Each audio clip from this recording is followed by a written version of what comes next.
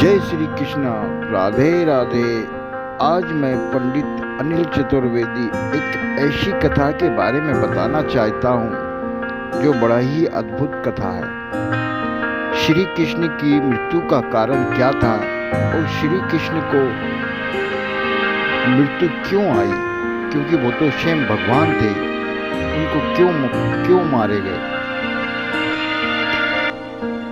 जब महाभारत का युद्ध खत्म हो चुका था, सारे कौरव मारे गए थे, तब पश्चाताप के लिए पांडवों को लेकर श्री कृष्ण गंधारी के पास गए और गंधारी से अपनी पुत्र की मृत्यु के क्षमा मांगने लगे।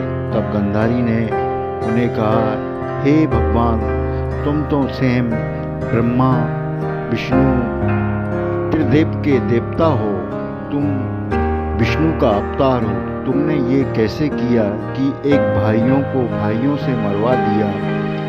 ऐसा पाप तुम्हारा क्षमा योग्य नहीं है।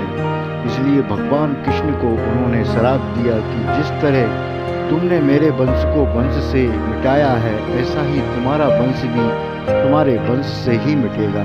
तुम्हारे वंश भी आपस में लड़ झगड़ कर मर जाएंगे। श्री कृष्ण इस चिंतित होकर एक नदी के किनारे आकर विश्राम करने लगे। तभी वहां रात हो चुकी थी। उनके पैर में मणि थी। एक बील व्यक्ति ने उनके पैर पर तीर चला दिया। हिरण समझकर उनके पैर पर तीर मार दिया। इसी कारण भगवान कृष्ण की मृत्यु हो गई और भगवान कृष्ण पृथ्वी लोक छोड़कर स्वर्ग लोक में चले गए। कहते हैं कि जब पिछले जन्म में बाली को मारा था, तब भगवान ने छुपके मारा था। तब बाली ने कहा था, मैं बाली सुग्रीव प्यारा, कहा करनाथ मोहि मारा। हे भगवान, मैंने ऐसा कौन सा पाप किया है जिसके कारण आपने मुझे छुपकर मारा है।